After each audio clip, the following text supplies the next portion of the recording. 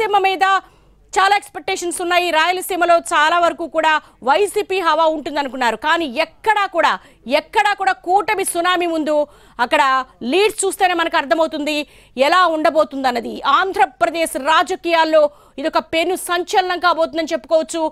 ముఖ్యంగా 1994లో తెలుగుదేశం చరిత్రలో అప్పుడున్నటువంటి ఏదైతే ఉందో ఘన విజయానికి ధీటుగా ఇప్పుడు మరో చరిత్రను సృష్టించబోతున్నట్టుగా తెలుస్తుంది. 162 స్థానాల్లో గెలుపు దిశగా కూటమి అభ్యర్థులైతే ముందుకు దూసిపోతున్న సందర్భం కనబడుతుంది. ప్రతిపక్షానికి కావాల్సిన స్థానాల సంఖ్య 18. మరి ప్రస్తుతం అయితే మనకు ఇక్కడ వైఎస్ఆర్సీపీకి 13 స్థానాలు ఆధిక్యం కనబడుతోంది.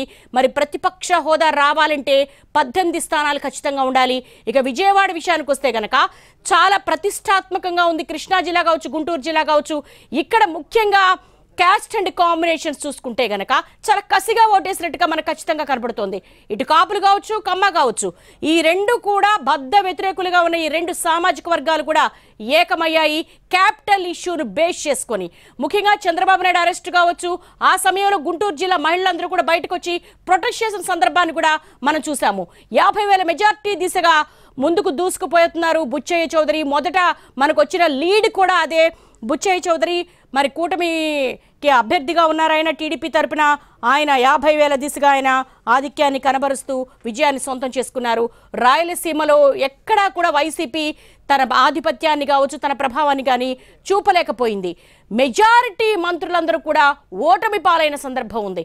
ఎక్కడికక్కడ కూడా సామాజిక సమీకరణాలను, అలాగే సోషల్ జస్టిస్, సామాజిక న్యాయం దిశగా ఎస్సీ, ఎస్టీ, బీసీలకు ఆయన సీట్లు ఇవ్వడం జరిగింది వైసీపీ అధినేత జగన్మోహన్ రెడ్డి. కానీ ఎస్సీ, ఎస్టీల కాన్స్టిట్యున్సీస్లో కూడా ఇక్కడ కూటమి ఆధిపత్యం కనపడుతోంది. అంటే ప్రజలు అభివృద్ధిని కోరుకున్నారా? ప్రజలు మార్పును కోరుకున్నారా? ప్రజలు సరికొత్త ఆంధ్రప్రదేశ్ను కోరుకున్నారా?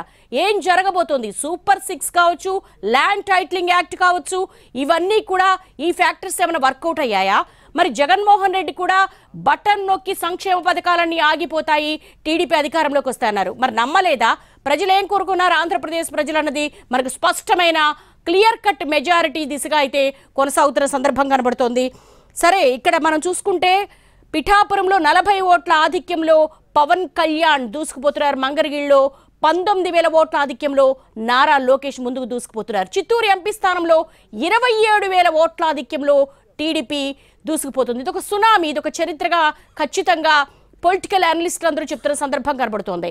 అంటే కుప్పంలో 9,808 ఓట్ల ఆధిక్యంలో నారా చంద్రబాబు నాయుడు దూసుకుపోతారు. కుప్పంలో ఆపరేషన్ కుప్పం కింద చంద్రబాబు నాయుడిని ఓడించాలని పెద్ద ఎత్తున ఒక ఆపరేషన్ అయితే కొనసాగింది.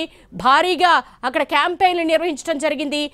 ఏపీ వ్యాప్తంగా కూటమి హవా స్పష్టంగా కనపడుతోంది. 2019లో ఎట్లా అయితే వైసీపీ తన ఆధిపత్యాన్ని కనబరిచిందో, వైసీపీ హేమాహేమిల్ లాంటి టీడీపీ అభ్యర్థుల్ని ఓటమి పాలు చేసిందో, సేమ్ సీన్ 2024లో మనకి కళ్ళకు కనపడుతూ ఉంది. కౌంటింగ్ కేంద్రాల నుంచి వైసీపీ అభ్యర్థులందరూ కూడా బయటకు వెళ్ళిపోతున్న సందర్భం అయితే మనకు కనిపిస్తూ ఉంది. టీడీపీ శ్రేణులు సంబరాలు చేసుకుంటూ ఉన్నారు.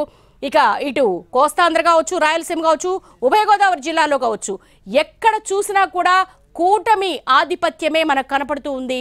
ఏపీలో ఇక్కడ హేమాహేమిల్ లాంటి మంత్రులు, మాజీ మంత్రులు కూడా ఓటమి పాలైనటువంటి సందర్భం కనబడుతోంది. ముఖ్యంగా 4.5 కోట్ల మంది ఆంధ్రులు మార్పు కోరుకున్నారా? ముఖ్యంగా మహిళా ఓటర్ల శాతం ఏదైతే ఉందో వైసీపీ చాలా ఎక్స్పెక్టేషన్స్ పెట్టుకుంది. వృద్ధులు కావచ్చు, అలాగే పెన్షనర్స్ కావచ్చు, మహిళలు కావచ్చు, వీళ్ళ ఓటింగ్ భారీ ఎత్తున జరిగింది కాబట్టి ఖచ్చితంగా గెలుపు తమ వైపే ఉంటుందని చెప్పడం జరిగింది. పిఠాపురం చూస్తున్నాం మనం బ్రేకింగ్, 40,000 ఓట్ల మెజారిటీతో ముందుకెళ్తున్నారు.